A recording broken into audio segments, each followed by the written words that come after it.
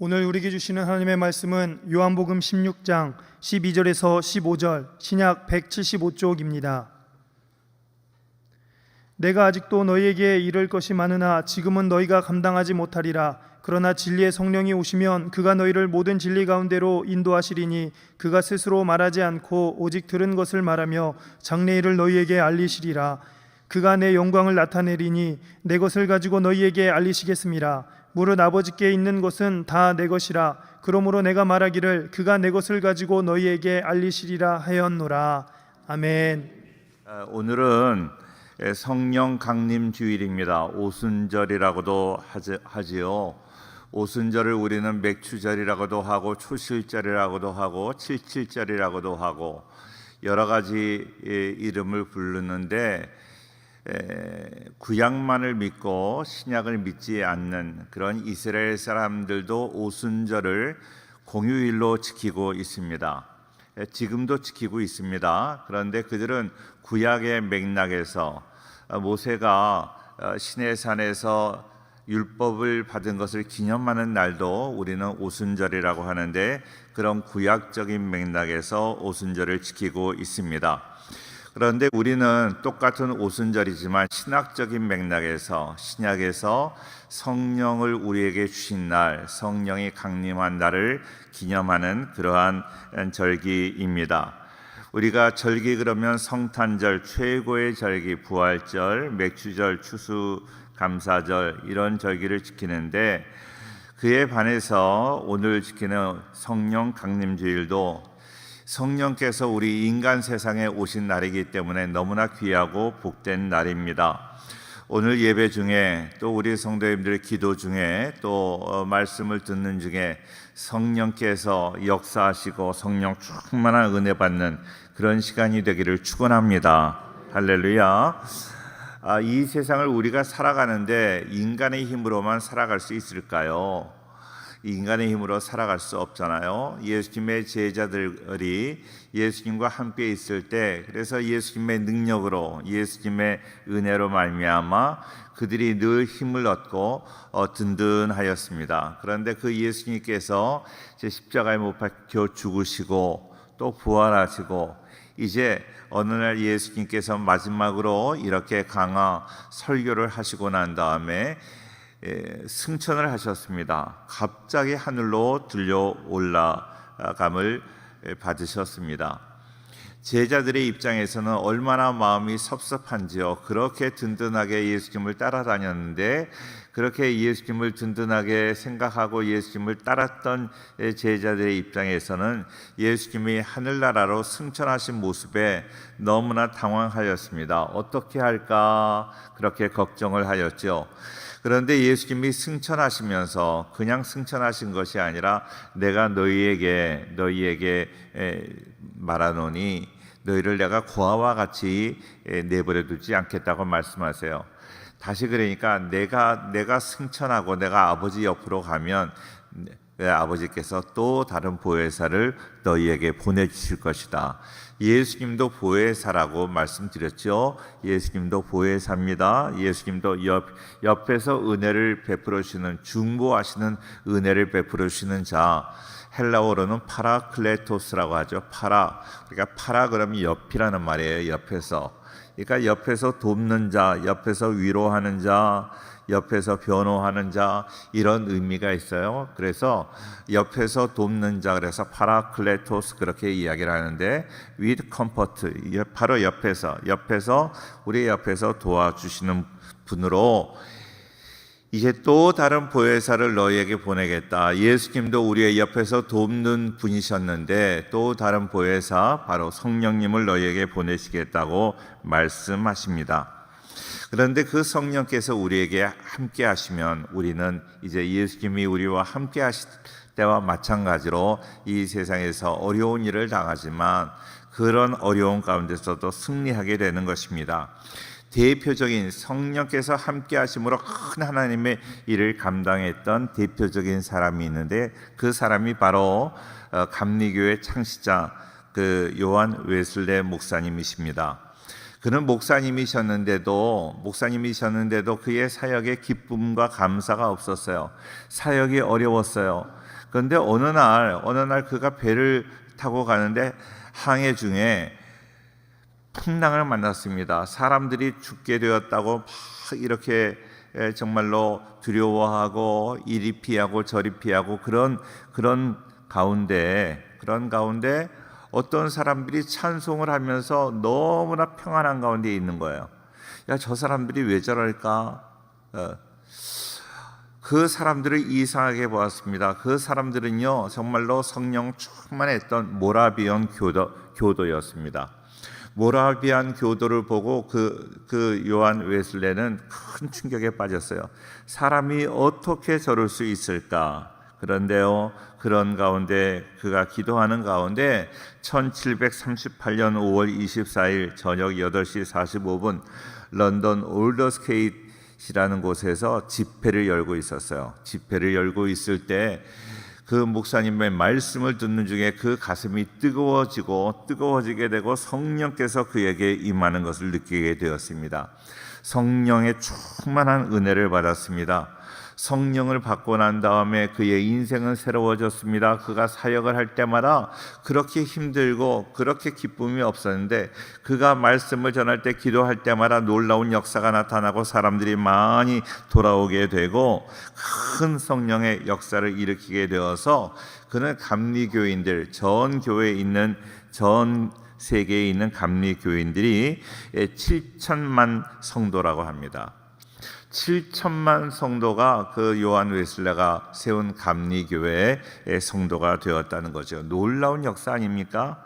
그뿐만 아니라 한국에도 감리교회 다니시는 성도가 145만 명이 넘는다고 합니다. 그러니까 그 한 사람이 성령의 사람이 되어서 많은 성도들이 그의 영향을 받게 되었다 하는 것입니다. 성령의 은혜를 받는 것이 중요해요. 나 한 사람이 그냥 보통 자연인으로 살아가는 것도 중요하지만 그것보다 내가 성령의 사람이 되고 하나님의 사람이 되고 성령에 사로잡혀 성령의 지배를 받는다면 나도 그런 큰 역사를 이루게 될 줄로 믿습니다. 저는 우리 성도님들이 그런 성령의 사람이 되기를 기도하고 있습니다. 다 성령 충만하기를 축원합니다. 할렐루야. 자, 그래서 오늘 말씀을 통해서 우리는 성령을 어떻게 성령 충만한 생활을 하게 되는가 하는 것을 조금 생각하려고 합니다. 첫째로 인간의 힘으로는 이 세상을 살아갈 수 없어요. 온전하게 살 수 없습니다. 그냥 살 수는 있어요. 그럭저럭 살 수는 있어요. 그러나 우리는 그럭저럭 살아서는 안 됩니다. 하나님의 은혜로 하나님의 능력으로 믿음으로 승리해야 될 줄로 믿습니다. 할렐루야. 12절 말씀을 같이 한번 보겠습니다. 12절 다 같이 시작.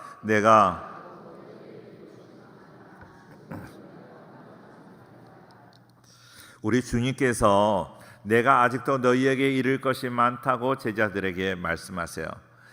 예수님의 제자들 3년 동안 예수님을 따라갔던 제자들에게 예수님이 하신 말씀이 얼마나 많이 있겠어요. 얼마나 정말로 저 제자들이 내 사명을 제대로 감당할 수 있을까? 예수님의 마음이 얼마나 답답했을까요? 그러면서 말씀하는 거예요. 내가 너에게 이를 것이 많다. 너희의 사명이 많다. 그런데 너희는 지금 감당하지 못할 것이다 하고 말씀하시는 거예요. 예수님의 말씀에 어폐가 있다고 생각이 될 수 있어요. 왜요?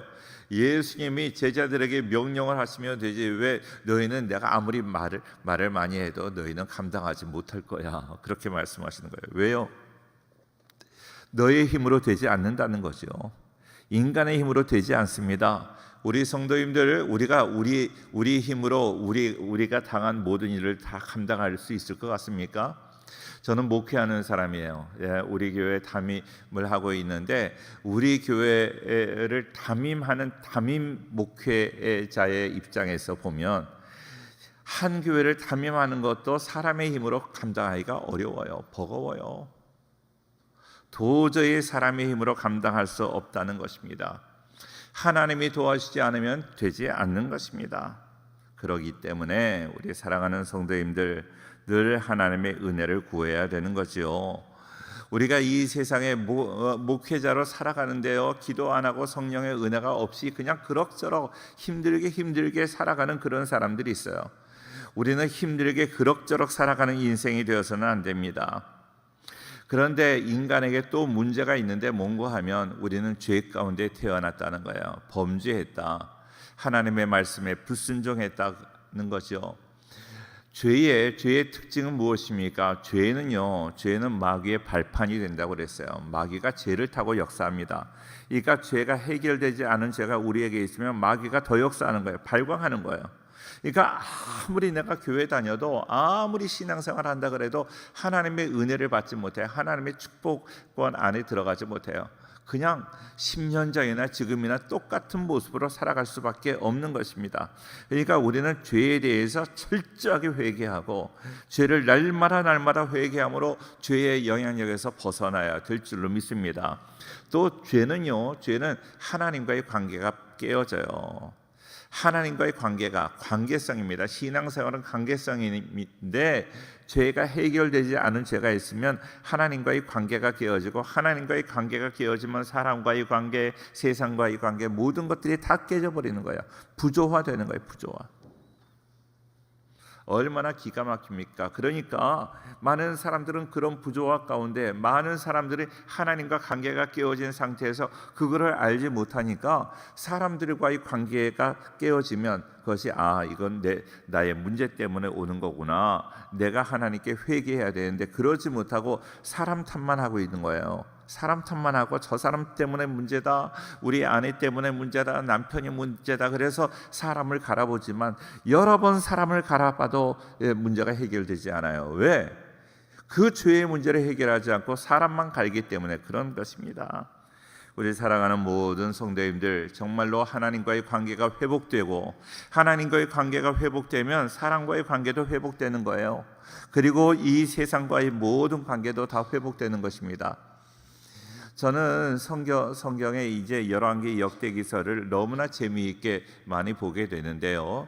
이 솔로몬 시대를 보면 솔로몬이 하나님을 떠나지 않을 때는, 하나님과 올바른 관계를 맺을 때는 솔로몬 시대의 많은 주변의 나라들이 다 공물을 드리고 이스라엘에게 이렇게 그 공물을 바치는 거예요. 공물을 바치고 다 이스라엘에게 굴복하고 이스라엘과 평안하고 화목하기 위해서 얼마나 노력을 하는지 몰라요.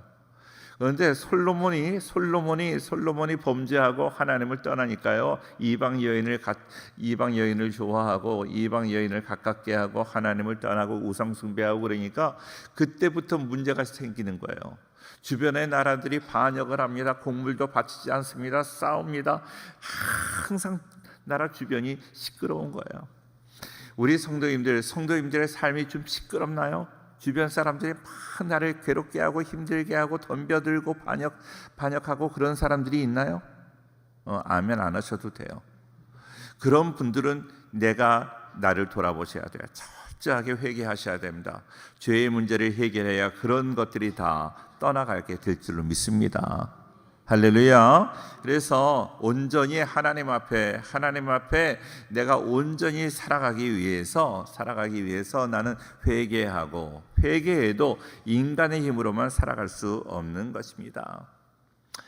자, 인간은 죄로 인하여 하나님이 주신 모든 은혜와 영광을 다 잃어버리게 되었어요. 우리가 잘 아는 말씀, 로마서 3장 23절 말씀 한번 같이 보겠습니다. 다 같이 시작. 모든 사람이 죄를 범하였음에 하나님과 교제하지 못하고 하나님의 그 영광을 참여하지 못한다는 거예요. 하나님께는요, 모든 좋은 것들이 많이 있지만 그건 하나님의 것이고 나의 것이 되지 못하는 거예요. 얼마나 비참한 인생을 살아가는지 모릅니다. 그러기 때문에 우리는 늘 회개함으로 내 죄, 해결되지 않은 죄가 내 인생을 방해하지 못하도록 우리는 늘 노력해야 될 것입니다. 그럴 때 내가 회개하고 늘 깨끗한 가운데 있으면, 내가 회개하고 죄의 사함을 받으라 그래야면 뭐라고 그래요? 성령을 선물로 받으리. 성령을 하나님이 거저 주시는 거예요. 성령이 나에게 오시면, 성령이 역사하시면, 성령이 나에게 역사하면 그 다음부터는 우리의 인생이 달라지게 되는 것이죠. 어떻게 달라지는가? 내면이 먼저 달라지는 거예요. 내면 세계, 이너 그 내면 세계, 감정적인 세계, 이런 것들이 다 달라집니다. 에스겔 36장 26절 말씀을 먼저 볼게요. 또 새 영을 너희 속에 두고 새 마음을 너희에게 주되. 하나님의 영이 임하면 마음이 새로워지는 거예요. 마음이 새로워져서 너희 육신에서 굳은 마음을 제거하고 부드러운 마음을 주신다고 그래요. 우리 성도님들, 우리의 마음이 굳어지면, 우리의 몸이 굳어지면 어때요? 육신이 굳어지면 암이 돼요. 우리의 마음이 굳어지면 영적인 암이 생기게 되는 거예요. 우리의 마음이 부드러워져야 돼요. 마음이 부들부들하여지는 우리 성도들 되기를 바랍니다. 할렐루야.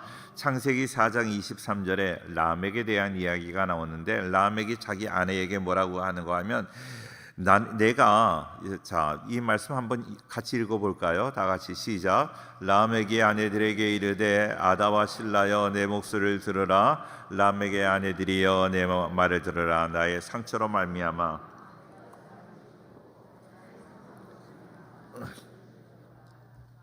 내가 지나가다가 어떻게 그 발에 돌이 부딪혀가지고 그 돌이 튀겨나가서 옆에 지나가던 라멕을 쳤어. 그래서 라멕이 좀 다쳤어요. 상처가 났어. 그러니까 라멕이 어떤 거 하면 나 상처를 입혔어. 그리고 때려서 사람을 죽여버리는 거예요. 그렇게 이 세상을 살아가면 살 사람이 누가 있냐? 아무도 없어요. 사람의 마음이 그렇게 완강하고 굳어 있으면 어떻게 이 세상을 살아요? 우리가 연약해서 실수도 하고 넘어지기도 하고 그러는데, 그런 거 다 일으켜주기도 하고 세워주기도 하고 살리기도 하고 용서하기도 하고 그러면서 사는 거잖아요. 우리의 인생이 그래야 돼요. 그런데 마음이 강박한 사람은 하나도 용서하지 못해요. 넌 죽었어. 이렇게 어떻게 살아요? 성령이 역사하지 않으면 그런 거야. 아주 살벌합니다. 이 세상에요, 하나님 없는 삶, 성령이 역사하지 않은 삶은 너무 살벌해요. 이런 인생은 정말로 불행한 인생, 비참한 인생이에요. 우리 성도님들, 성령이 역사하심으로 인하여 모든 것을 다 이해하고 관용하고 정말로 부드러운 마음으로 살아가는 우리가 되어야 할 줄로 믿습니다. 또 에스겔 36장 27절 말씀에 보니까 또 내 영을 너희 속에 두어 너희로 내 율례를 행하게 하리니. 제가 성경 공부를 하면서 항상 마음의 고민이 뭔가 하면, 공부하면서 하나님 말씀대로 살게 해주옵소서, 말씀을 순종하게 하옵소서. 그런데 그 기도할 때만 이제 말씀이 순종이 되지 않아요. 말씀대로 지키지 못해요. 연약한 거예요. 내가 말씀을 지킬 능력이 안 되는 거예요. 왜 그럴까요? 내 힘으로 하려고 하니까 그러는 거예요. 오늘 말씀에 에스겔 36장 27절에 내 영을 너희 속에 두어 너희로 내 율례를 행하게 하리니. 너희가 내 규례를 지켜 행할지라. 성령이 역사하면 하나님의 말씀을 지킬 수 있는 능력이 생긴다는 거예요. 그래요. 하나님의 능력으로, 성령의 능력으로, 성령의 도우심으로, 성령 충만함으로 하나님 말씀을 지키고 순종하게 될 줄로 믿습니다. 그 은혜를 주시는 거예요. 근데 사람들은요, 그거를 모르면 정말로 너무나 힘들고 비참하게 살아가는 거예요. 너무나 이 세상을 살기가 너무 힘든 거죠. 하나님의 능력으로, 성령의 은혜로 살아가는 우리 모두가 되기를 주의 이름으로 축원합니다. 할렐루야. 자, 13절 말씀 한 번 더 볼까요? 오늘 본문 13절 다 같이 시작. 그러나 진리의 성령이 오시면 그가 너희를 모든 진리 가운데로 인도하시리니 그가 스스로 말하지 않고 오직 들은 것을 말하며 장래일을 너희에게 알리시리라. 진리의 성령이 오시면 너희를 진리 가운데로 인도하신대요. 이거 얼마나 편해요. 우리가 하나님 말씀대로, 하나님이 원하시는 대로 살아가기가 어려운데 진리의 성령께서 내 안에 오시면 그 성령께서 나를 인도하시는 거예요. 내가 가려고 노력하는 것이 아니라 성령께서 나를 이끌어 가시는 줄로 믿습니다. 성령께서 이끌어 가시는 그런 복된 인생, 그런 인생이 되기를 축원합니다.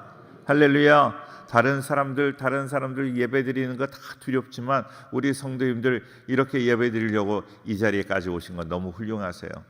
또 그러면 온라인으로 예배드리시는 분들 상처받으실지 모르겠는데 온라인으로 예배드리시는 것도 너무 훌륭하고요. 예배 자리에 있다는 거 이거 하나님의 은혜요 축복인 줄로 믿습니다.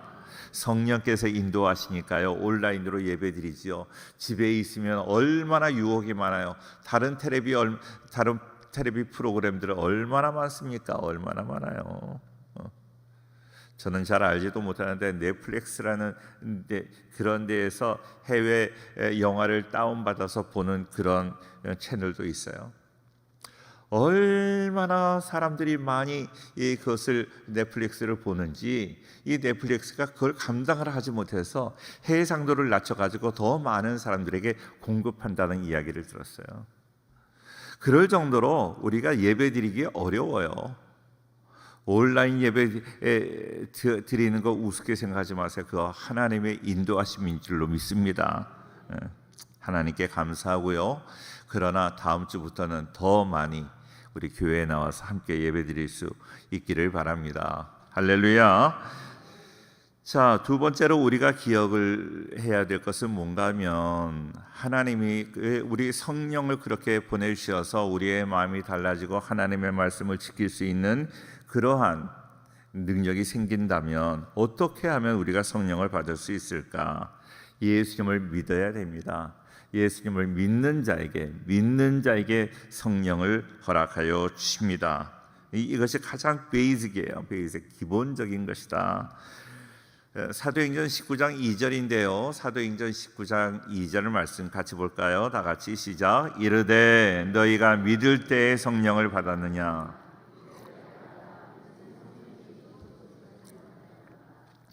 성령이 역사해야 내가 예수님을 믿게 되고요. 예수님을 믿게 되고 예수님을 믿는 그런 상황에 있는 자에게 성령께서 역사하시는 것입니다.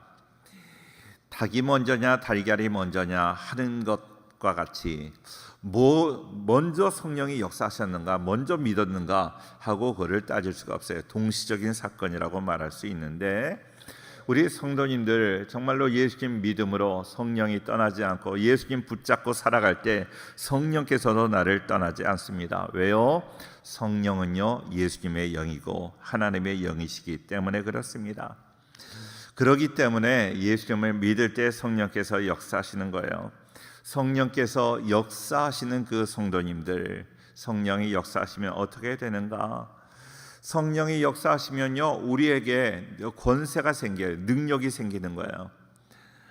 어떤 능력이 생기는가 하면 신명기 34장 9절에 나와 있는데 모세가 눈의 아들 여호수아에게 안수하였으므로 그에게 지혜의 영이 충만하니 이스라엘 자손이 여호와께서 모세에게 명령하신 대로 여호수아의 말을 순종하였더라. 모세의 후계자가 된 그 여호수아는 아직 젊습니다. 젊은 여호수아, 그러니까 사람들이요 여호수아의 이야기를 잘 듣지 않아요. 잘 듣지 않는데 하나님께서 여호수아를 후계자로 삼았음에도 불구하고 그에게 순종하지 못했습니다. 그런데 모세가 여호수아에게 안수하고 기도했더니 지혜의 영이 성령이 충만하게 되었어요. 성령 충만하게 되고 난 다음에 많은 사람들이 여호수아에게 굴복하고 순종하고 그를 잘 따랐다는 거예요. 그게 바로 영적 권세, 디바인 오소리티예요. 저는 우리 모든 성도들에게 그런 권세가 있기를 축원합니다. 장로님들이 그런 기도 많이 하시는데 우리 목사님의 말씀을 전하시는데 목사님이 이렇게 사역을 하시는데 권세 있게 하시고 이런 기도 하시잖아요. 그게 바로 사람이지만 하나님의 권세, 디바인 오소리티, 그게 있어야 돼. 그거 영적 권세를 받기 위해서 우리가 노력하는데 그것은 기도할 때 성령께서 임하시면 성령이 임하시면 우리에게 영적 권세가 있게 될 줄로 믿습니다. 그런 권세가 우리 모든 성도들에게 함께하기를 축원합니다. 제가 신학교 다닐 때 신학교 졸업반 때 서울의 큰 교회 교육 전도사였어요. 신학생 때 그냥 전도사님이라고 불러주는데 신학교 졸업반 때 서울에 있는 그 교회 교육 전도사님이 됐어요. 교육 전도사님. 그러니까 큰 교회 교육 전도사님, 고등부 전도사가 되었어요. 그래서 참 이제 열심히 사역을 했어요. 열심히 사역을 했는데 기도 시간에 예배 시간이 있잖아요. 예배 시간에 기도하는데 그 고등부 부장 장로님이 계세요. 장로님이 머리도 희끗하고 이제 은퇴하기 몇 년 앞둔 그런 장로님이셨어요. 유장로님이셨는데 그 장로님이 저를 얼마나 사랑하시는지 몰라요. 친아들처럼 잘 사랑하시는 그 분인데 항상 어떻게 기도를 하시는가 하면 오늘도 우리 조 전도사님, 그냥 조 전도사였어요. 조 전도사. 조 씨는 뭐가 돼도 별로 안 좋아. 근데 우리 전도사님 그런데 그냥 조 전도사님 위해서 기도해 주면 좋잖아요. 근데 꼭 그 앞에다가 꼭 그래요. 어린 종 그래요. 어린 종. 물론 늙은 종은 아니지요. 근데 왜 어린 종이라고 해? 그냥 전도사님 하나님 붙잡으시고 그러면 얼마나 좋아. 꼭 어린 종 그래. 그러니까 그 기도를 받으면 기가 죽어. 예? 그러니까 내가 나이가 어리다는 거예요. 다 그 장로님에 비하면, 그리고 거기 선생님들 연세에 비하면, 그리고 직장에서 막 사장님이고 막 그런 분들 앞에서 전도사라고 무슨 얘기하기가 너무 힘든 거예요. 우리 교회도 교육 전사님들 계시고 부목사님들 계시는데 기도할 때 어린 종 그렇게 기도하지 마세요.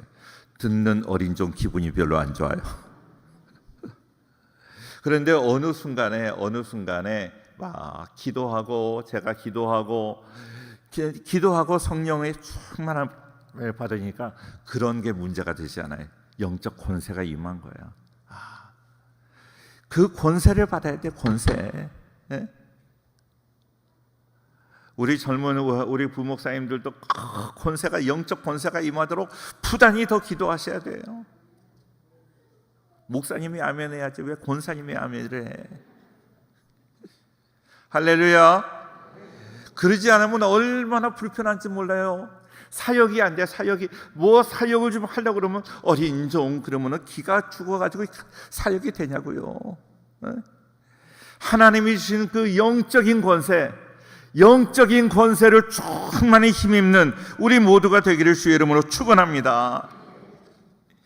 나이하고 상관없이 일하는 거예요. 나이하고 하나님의 큰 일을 감당하는 성령 충만한 사람, 나이하고 상관없이 일하는 거예요. 하나님이 도와주면 되는 거죠. 예수님은 33세까지 일을 하셨잖아요. 지금으로 보면 저희 딸보다도 나이가 어려. 예수님이. 제가 예수님한테 어린 종 그래야 되겠어요? 그런 예수님의 권세, 하나님의 권세를 가지고 더욱더 힘있게 하나님의 일을 감당하기 위하여 더 부단히 노력하고 성령 충만을 사모하는 우리 모두가 되기를 주의 이름으로 축원합니다. 성령 충만함을 받으셔야 돼요. 성령 충만함. 찬양대도 성령 충만하셔야 돼요. 성령으로 충만하고 기도 많이 하고. 그래서 찬양이 들릴 때 뭐 음정이 틀리더라도 귀신이 떠나가고 문제가 해결되고 병마가 떠나가고 이런 역사가 나타나야 될 거 아닙니까? 그래야, 그런 영적 권세가 나타나야 굴복하게 되는 거예요. 우리 모두에게 성령 충만의 은혜가 있기를 주의 이름으로 축원합니다. 세 번째로 성령님은 세상을 주관하세요. 세상을 주관하십니다. 세상을 주관하신다는 게 뭐예요? 이 성령이 역사하시면 이 세상이 아름다워지는 거예요. 이사야 32장 15절 말씀 한번 같이 보겠습니다. 다 같이 시작. 마침내 위에서부터 영을 우리에게 부어주시리니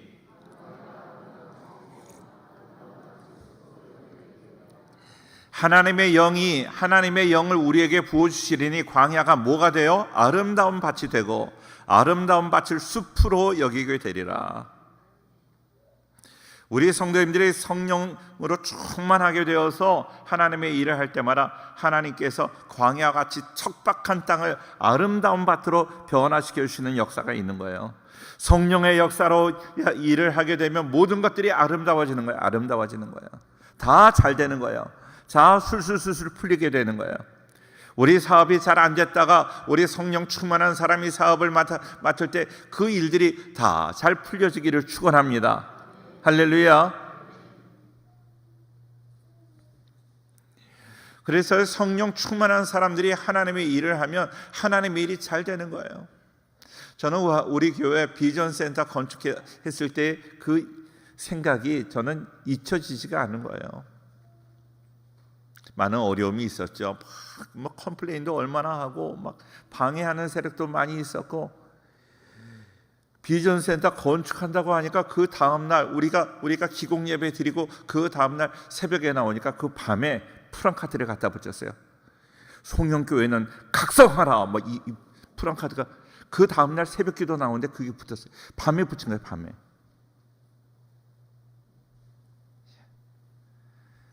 참 이렇게 방해가 있었어요. 참 방해가 있으니까 어떻게 해요? 정말로 눈물이 나와요. 눈물 흘리면서 기도했어요. 1년이 되었는데 건물이 다 지어졌어요. 많은 권사님들이 그랬어요. 목사님, 이 건물 언제 지었어요? 지은 거 봤죠. 지은 거 보았는데 하나님이 도우시니까요. 방해가 많이 있다 할지라도 건물은 잘 지어진 줄로 믿습니다. 방해가 없는 거 아니에요. 방해가 있습니다. 그러나 그 방해까지도 하나님께서는 주관하시는 거예요. 굴복하게 하는 거예요. 할렐루야. 우리 성도님들, 그래서 성령 충만해야 되는 거예요. 날마다 부단히 매일매일 나와서 1시간 2시간 기도하는 게 쉽지 않아요. 아침에 나와 기도하고 낮에 나와 기도하고 밤에 기도하고 단히 기도하면서 성령 충만하게, 얼마나 죄의 세력, 귀신의 세력은 얼마나 유혹하고 얼마나 넘어지게 하고 그러지만 그거 이기려면 기도해야 되고, 기도할 때 하나님이 성령 충만함을 허락하여 주실 줄로 믿습니다. 요한 세바스찬 바하, 음악의 아버지, 핸델 음악의 어머니, 많은 분들이 있어요. 하이든, 이런 분들 성령 충만하고 기도하고 그러니까요, 하나님께서 세계적인 명작, 기도하면서 쓰니까 세계적인 명작을 써요. 나훈영 장로님이 쓰신 시편 23편이라는 여호와는 하는 그런 찬양이 있어요. 그 찬송이 자기가 5분, 3분, 5분 그렇게 작곡했대요. 작곡한 시간이 3분인가 그렇게 걸렸대요. 악보를 쓰기만 해도 3분이 더 걸려요. 근데 자기도 모르게 그냥 그거 써졌다는 거예요. 왜? 성령이 역사하시니까.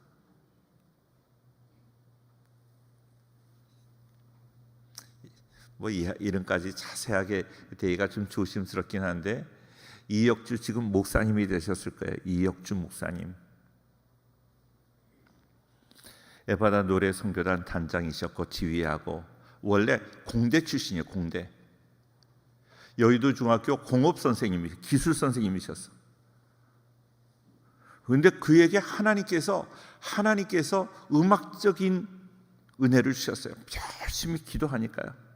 열심히 기도하니까 그 공업 선생님이 작곡을 해. 그리고 음악 목사님이 되셨어요. 노래 선교단에서 반주하는 어느 학생은 막 기도하는데 첫 번 곡이 나오면 악보를 안 봐도 반주가 된다는 거야. 한 번만 들으면. 성령이 역사하면요, 성령이 역사하면 놀라운 하나님의 그런 기름 부음이 있는 거예요. 저는 우리 모두에게, 우리 자녀들에게 이런 기름 부음이 있기를 축원합니다. 다른 거 생각하지 마요. 다른 거 바라보면 성령 충만하지 못해요. 하나님 바라보고 성령을 사모하고 하나님의 은혜를 사모하고 말씀에 순종하고, 그래서 하나님의 놀라운 그 역사, 하나님이 탁월하게 우리를 높여주시는 그 역사, 인간의 힘으로 도저히 감당할 수 없는 그 놀라운 역사를 이루는 우리 복된 성도들 될 수 있기를 주의 이름으로 축원합니다. 기도하겠습니다.